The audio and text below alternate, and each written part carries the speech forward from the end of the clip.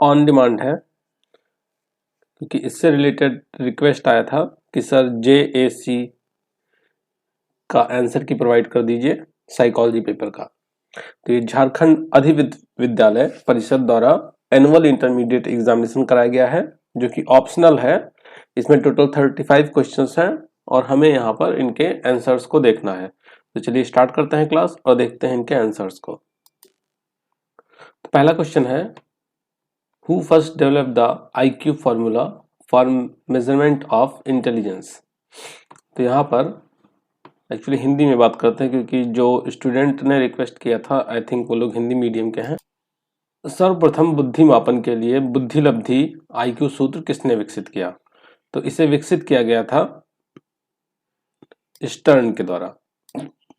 Terman ने यहाँ बुद्धि नहीं विकसित किया था, मतलब IQ का फॉर्मूला नहीं विकसित किया था, इन्होंने टेस्ट विकसित किया था।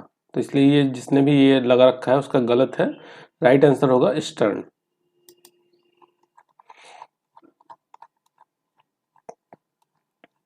नेक्स्ट क्वेश्चन है, who perform two factor theory of intelligence. बुद्धि के द्विकारक या द्वितत्व सिद्धांत को किसने प्रतिपादित किया। तो ये आपका राइट आंसर है यहाँ पर ए, स्पेयरमैन ने दिया था बुद्धि, बाकी सबने मल्टीपल टाइप्स इंटेलिजेंस बताए थे। क्वेश्चन नंबर 3 है, who define emotional intelligence for the first time. किसने इमोशनल इंटेलिजेंस के बारे में सबसे पहले बात किया। तो सबसे पहले बात करने की बात करें, डिफाइन करने की बात करें, तो ये क्या था, सेल्वी और मायर ने। लेकिन अगर इस पे सबसे ज्यादा काम करने की बात की जाए तो वो किया गया था गोलमैन के द्वारा। तो यहाँ पर गोलमैन ऑप्शन में नहीं है, सेल्वी मायर ऑप्शन में है। सेल्वी मायर टिक करेंगे क्योंकि इन्होंने ही पहले काम किया था, पहले इसको डिफाइन किया था।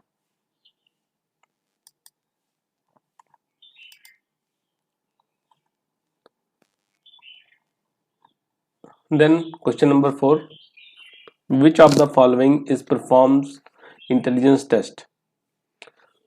कौन सा इसमें से परफॉर्मेंस इंटेलिजेंस टेस्ट है।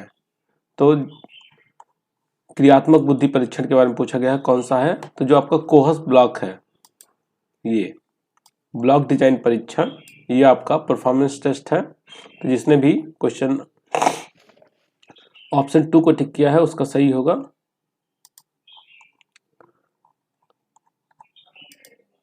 क्वेश्चन नंबर 5 की बात करें, सेल्डन के अनुसार व्यक्तित्व के कितने प्रकार हैं। तो सेल्डन ने व्यक्तित्व के 3 प्रकार बताए थे, एक्टोमॉर्फी, मेसोमॉर्फी, एंडोमॉर्फी। तो यहाँ पर आप ऑप्शन बी या जो सेकंड ऑप्शन है उसको टिक करेंगे।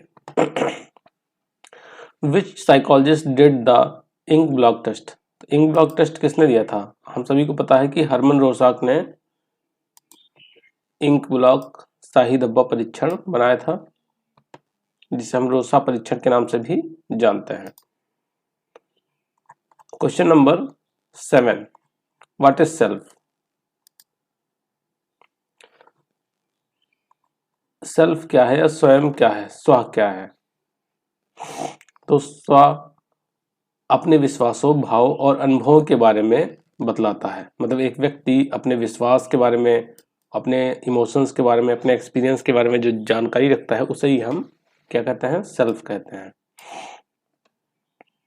नेक्स्ट क्वेश्चन, क्वेश्चन नंबर 8, व्यक्तित्व किस शब्द से बना है। तो ये पर्सोना से बना है, आप सभी को पता है। आपका ऑप्शन ए यहां पर सही होगा, पर्सोना। क्वेश्चन नंबर 9 की बात करें तो पूछा गया, the word stress is drive from the Latin word strictus, what does it mean. तो इसका मीनिंग होता है टू टाइटन। मतलब यहाँ पर हिंदी में भी देख लें, स्ट्रेस शब्द लैटिन भाषा के स्ट्रिकस शब्द से बना है। इसका क्या अर्थ है, इसका अर्थ है जकड़ना या कसना। तो आपका यहाँ पर ऑप्शन ए सही होगा। क्वेश्चन नंबर 10 की बात करते हैं, विच of the following is the environmental stress.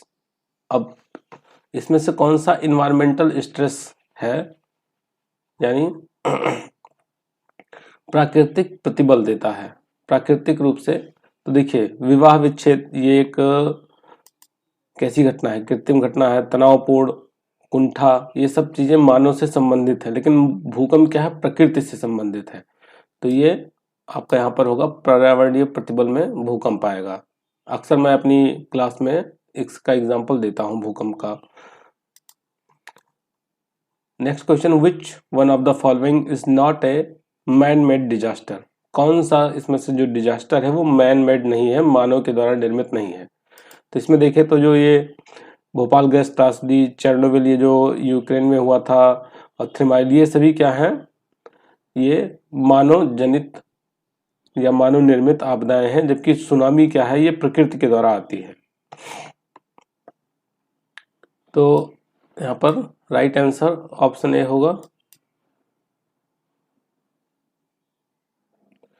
Next question की बात करते हैं, question number 12, which is not an intoxicating substance?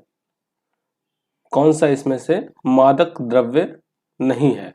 तो कॉफी की बात करें, कॉफी इसमें मादक द्रव्यों में नहीं आता है, तो आप ऑप्शन ए को टिक करेंगे। 12वें का ऑप्शन ए हो जाएगा या ऑप्शन 1 हो जाएगा। What type of disease is schizophrenia? तो स्किज़ोफ्रेनिया को सबसे खतरनाक डिसऑर्डर माना जाता है, सबसे जटिल मनोविकलता किस प्रकार का मनोरोग है? एक जटिल प्रकार का मनोरोग है। तो यहाँ पर ऑप्शन 2 सही होगा। Question number 14, how many health component are there according to world health organisation? तो वर्ल्ड हेल्थ ऑर्गेनाइजेशन ने कितने टाइप के बताए हैं? इन्होंने 3 कंपोनेंट बताए हैं। तो आप यहाँ पर राइट आंसर 2 को टिक करेंगे।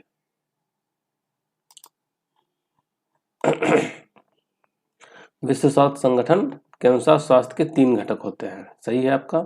मीनिंग ऑफ एगोराफोबिया, एगोराफोबिया किससे रिलेटेड है?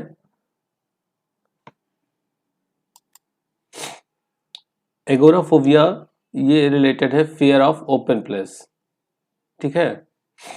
एगोरा एक ग्रीक वर्ड है जिसका मतलब होता है ओपन गैदरिंग प्लेस। तो अब ओपन गैदरिंग प्लेस से अगर फोबिया है तो उसे ही हम एगोराफोबिया कहेंगे। तो यहाँ पर आपका ऑप्शन 3 सही होगा, खुले स्थान से डरना। Question number 16, which of the following is not a biological cause of abnormality? इसमें से कौन सा असामान्यता का जैविक आधार नहीं है?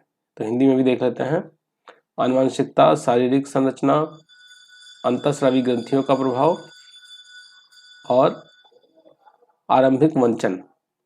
अब यहाँ पर देखिए बच्चे कई बार कंफ्यूज जाते हैं कि जैविक कारक नहीं है पूछा गया, तो नहीं वर्ड को भूल जाएंगे, उनको याद है कि जैविक कारक है। जैसे जिसने भी यहाँ पर लगाया है अंतःस्रावी ग्रंथियां, वो उसका गलत है, क्योंकि अंतःस्रावी ग्रंथियों का भी जैविक कारक के अंतर्गत ही आते हैं। यहाँ पे जो आरंभिक वंचन है, जो अपनी मां से अलग हो जाना, वो इसके अंतर्गत नहीं आता है, वो इन्वायरमेंटल में आएगा। तो आनुवंशिकता, शारीरिक संरचना और अंतःस्रावी ग्रंथियों का प्रभाव, ये सभी जैविकीय कारक हैं। यहाँ पर जो आपका राइट आंसर होगा वो होगा option 4। Question number 17, which psychologist first use the shock therapy method in 1932? सबसे पहले 1932 में शॉक थेरेपी किसके द्वारा यूज किया गया था? तो ये यूज किया गया था डॉक्टर सेकल के द्वारा। यहाँ पर आपका सही है।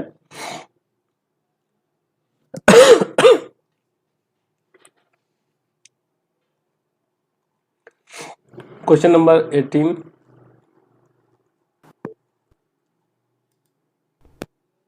किस मनोवैज्ञानिक ने कहा कि मनोचिकित्सा 2 व्यक्तियों के बीच के वार्तालाप को कहते हैं जिसमें एक संवेगात्मक उपद्रव के ग्रस्त रोगी रहता है और दूसरा संवेगात्मक उपद्रव की अवस्था में सुधार लाने वाला प्रशिक्षित चिकित्सक?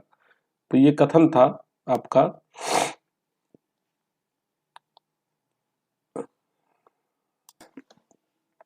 फ्राइड के द्वारा। तो यहाँ पर ऑप्शन 3 सही है आपका।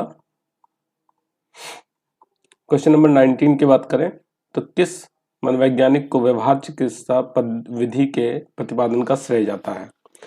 तो अगर हम देखें तो इसका श्रेय एक्चुअली जाता है स्किनर को, लेकिन स्किनर यहाँ पर है नहीं, तो यहाँ पर आपका राइट आंसर थॉर्नडाइक होगा। क्योंकि थॉर्नडाइक ने बिहेवियर मॉडिफिकेशन की बात की थी।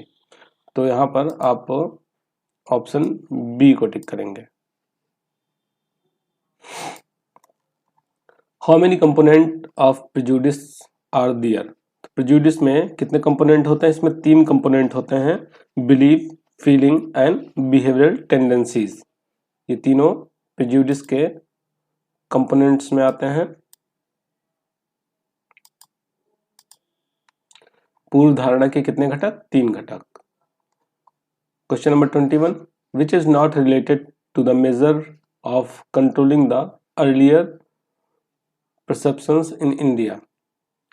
भारत में पूर्व धारणाओं को नियंत्रित करने के उपायों से कौन संबंधित नहीं है?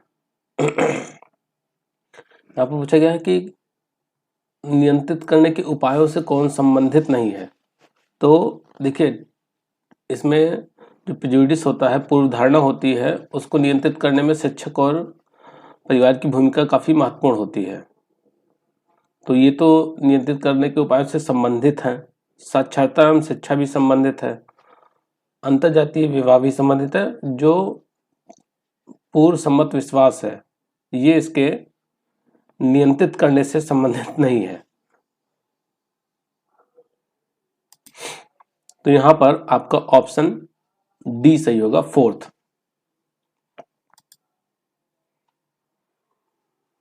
Question number 22, which of the following is not related to change in attitude? Attitude परिवर्तन निम्नलिखित में से कौन मनोवृत्ति के परिवर्तन से संबंधित नहीं है? तो जो व्यक्तिगत अस्पष्ट अनुभव है, पर्सनल इनएम्बिगुअस एक्सपीरियंस, ये मनोवृत्ति परिवर्तन से संबंधित नहीं है। तो आप ऑप्शन ए को टिक करेंगे। What is pro social behaviour? Pro social behaviour क्या है?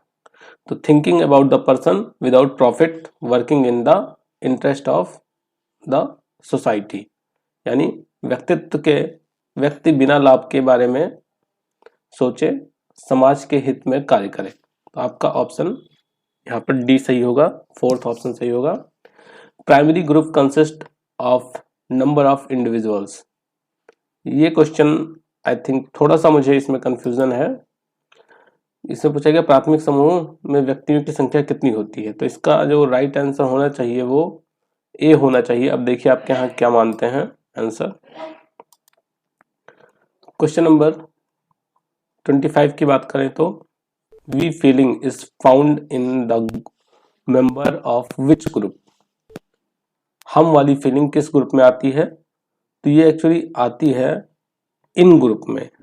उसे हम इन ग्रुप कहते हैं, लेकिन इन ग्रुप नहीं है तो हम कह सकते हैं इन ग्रुप।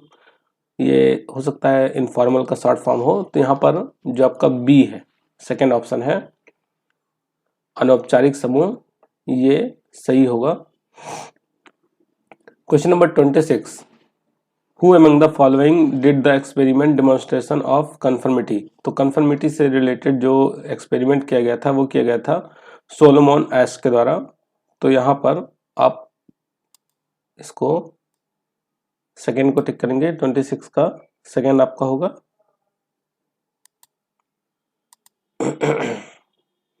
देन आगे चलें, 27 की बात करें, how many main component of group formation are there? तो ग्रुप फॉर्मेशन के लिए 3 कंपोनेंट मेन होते हैं, नॉर्मिंग, स्टॉर्मिंग एंड परफॉर्मिंग। ये तीनों आप यहाँ पर इसलिए सेकेंड पर टिक करेंगे।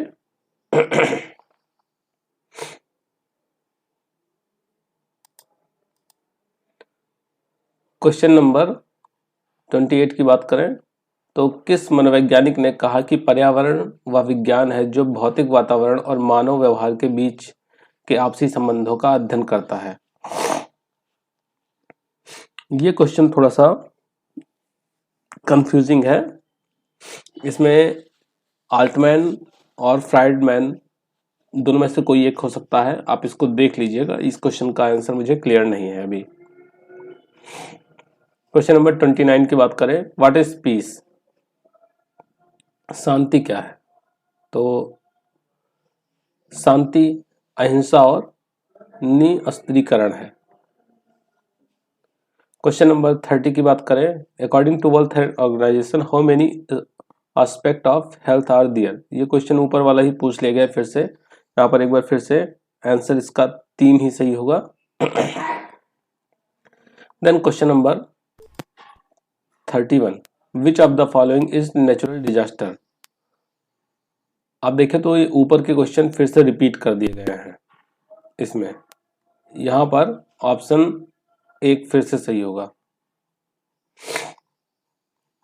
Question number 32, poverty line has been created in India. Poverty line in urban area is determined by how many calories intake। मतलब पूछा गया है यहाँ पर कि भारत में निर्धनता रेखा बनाई गई है, शहरी क्षेत्र में निर्धनता रेखा कितने कैलोरी ग्रहण से निर्धारित की जाती है। तो ये निर्धारित की जाती है प्रति व्यक्ति 2100 कैलोरी, प्रति व्यक्ति 2100 कैलोरी से ये निर्धारित की जाती है। तो ऑप्शन यहाँ पर 2 सही होगा। Question number 33, which skill is not essential for communication. कौन सी जो क्षमता है वो कम्युनिकेशन के लिए आवश्यक नहीं है। तो जो आपका यहाँ पर अशाब्दिक संचार है वो कम्युनिकेशन के लिए उतना आवश्यक नहीं है। तो हम यहाँ पर ऑप्शन 3 को सही मानेंगे। विच of the following is not a stage of interview. तो यहाँ पर रिलायबिलिटी ऑफ स्टडी ये इसका पार्ट नहीं है।